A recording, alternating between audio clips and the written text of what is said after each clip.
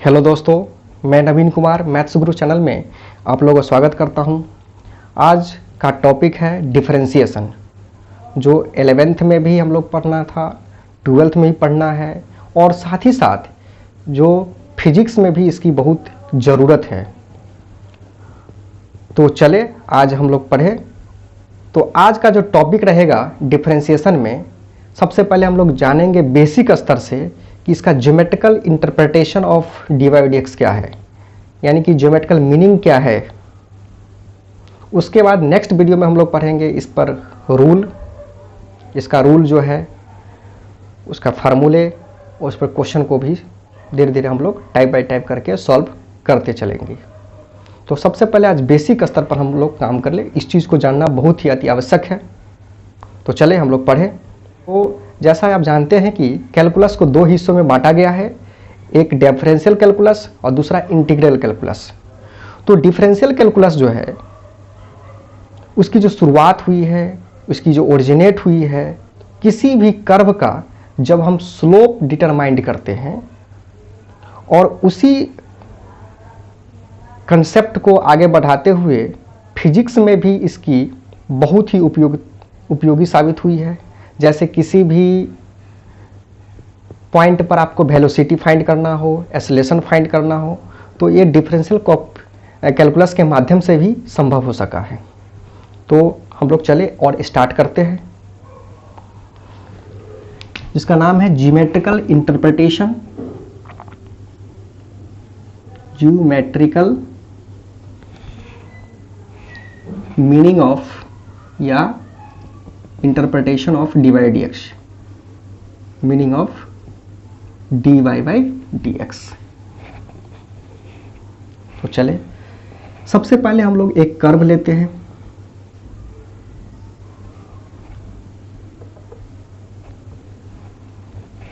मान लेते हैं इस कर्व का, एक कर्व क्या है, let y equal to fx, एक कर्व है, ये क्या है, fx।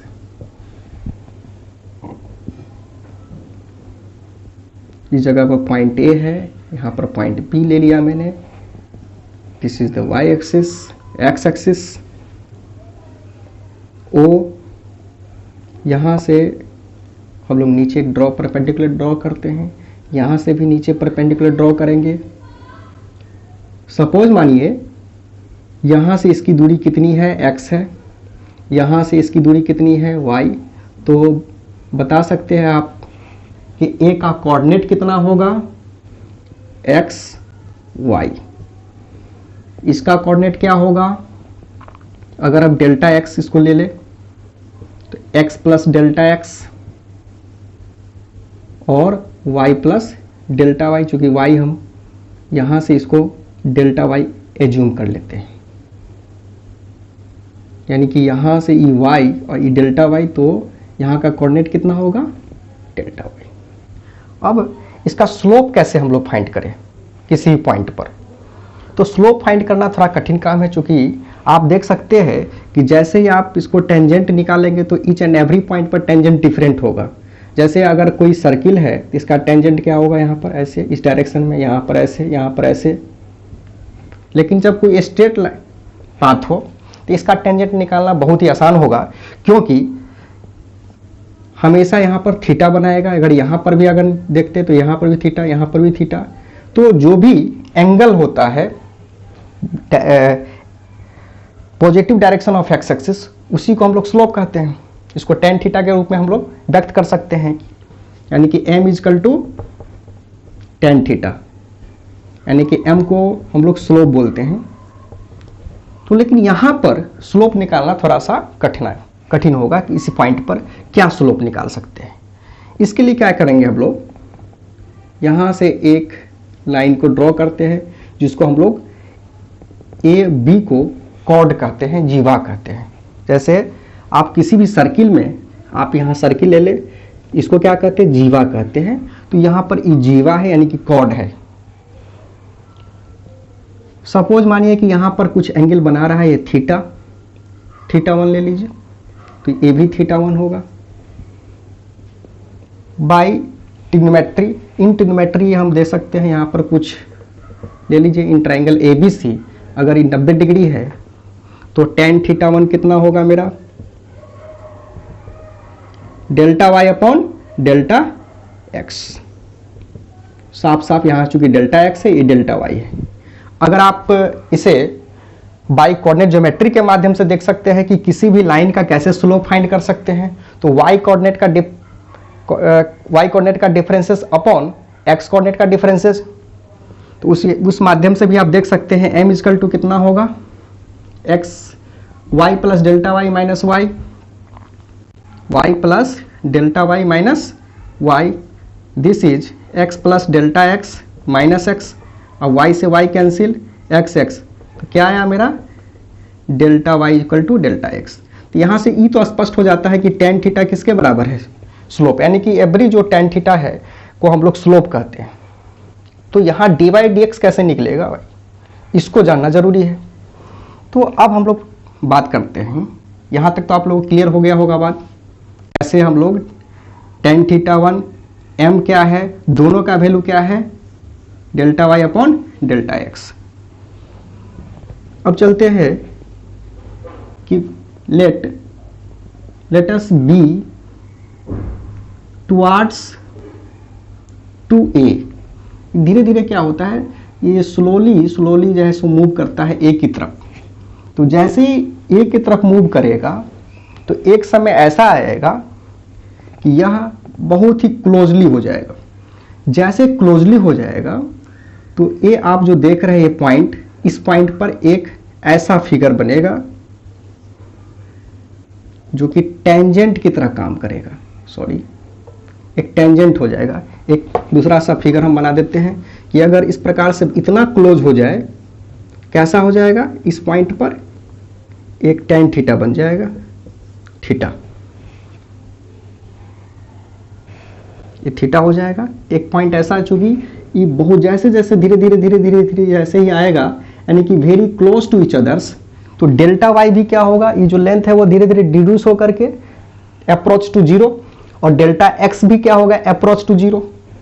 जैसे ही अप्रोचिंग करेगा तो कोड जो होगा वो टेंजेंट, एक टेंजेंट की तरफ एट पॉइंट ए पर टेंजेंट बन जाएगा ऑलरेडी। और इसका स्लोप क्या होगा, तो स्लोप होगा आपका tan थीटा, क्योंकि आप जानते हैं कि स्लोप को हम लोग tan थीटा कहते हैं, इसलिए ये स्लोप क्या हो जाएगा मेरा tan थीटा। यहाँ तक कोई दिक्कत समझ में आ गई होगी बात कि जब b जैसे ही a की तरफ होगा तो एक कॉर्ड जो होगा ऑलमोस्ट वह टेंजेंट हो जाएगा, और इसका टेंजेंट का जो स्लोप होगा वो क्या होगा, थीटा हो जाएगा। इसके साथ देखिए आप दूसरे फिगर में आप देख सकते हैं थीटा की तरफ, यानी कि इसका स्लोप क्या हो जाएगा मेरा tan थीटा। तो कैसे होगा, क्योंकि यहां पर देखिए θ1 में भी परिवर्तन हो गया, पहले मेरा θ1 था, अब थीटा हो गया। तो इसको हम लोग लिख सकते हैं कि limit delta x tends to zero, delta y upon delta x, या limit delta x tends to zero tan θ1। जैसे ही इसका θ1 में चेंजिंग हुआ, ये किसके बराबर हो जाएगा, tan थीटा के बराबर। और इसी को हम लोग कहते हैं dy बाई dx। अभी भी अगर नहीं समझ में आया हो तो थोड़ा दूसरे तरीके से हम लोग देखते हैं। जैसे सपोज मानिए कि यह आपका थीटा है और ये आपका डेल्टा वाई, ये डेल्टा एक्स है। ये अगर बहुत ही छोटा हो जाए, वेरी स्मॉल, तो उसको हम लोग कहते हैं delta y delta x limit equal to dy by dx। तो यही बात है कि जैसे ही यह नज़दीक हो जाएगा, तो यानी कि delta x tends to zero हो जाएगा, tan θ1 में भी परिवर्तन होगा। ये भी चूंकि हमेशा जो स्लोप होता है वो positive direction of x axis होता है। तो इस माध्यम से यहाँ भी समझ गए होइएगा कि जैसे ही आप डेल्टा एक्स का वैल्यू छोटा हो जाए तो उसको हम लोग कहते हैं limit delta x tends to d by d x equal to d y by d x, इतने के बदले में हम लोग इसको d y by d x लिख सकते हैं। तो ये रहा आपका geometrical interpretation of d y by d x, यानी कि geometrical derivative of y with respect to x at any point slope of the tangent. क्या कह सकते हैं इसको? Geometrical derivative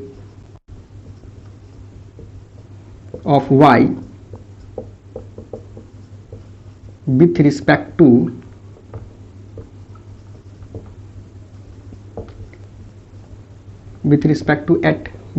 to x at any point is slope of the tangent।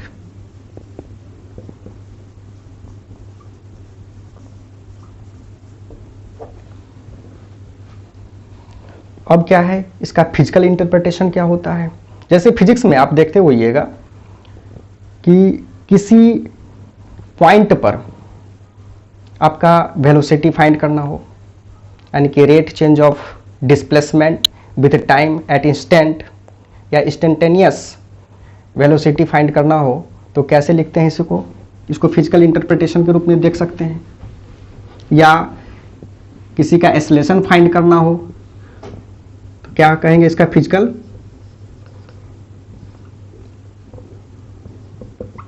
Physical meaning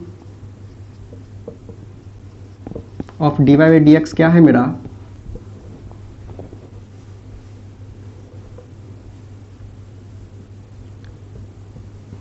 जैसे rate change of displacement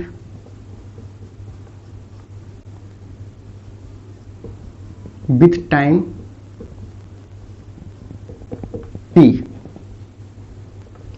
T, या इसको instantaneous velocity भी कह सकते हैं। तो क्या होगा, इसको कैसे लिख सकते हैं? Limit delta t tends to zero del s upon del t equal to लिख सकते हैं हम लोग d s by d t. इसी को हम लोग कहते हैं बी, वेलोसिटी। उसी प्रकार से कह सकते हैं rate change of velocity with time t at instant, या इंस्टेंटेनियस वेलोसिटी या इंस्टेंटेनियस एक्सेलरेशन।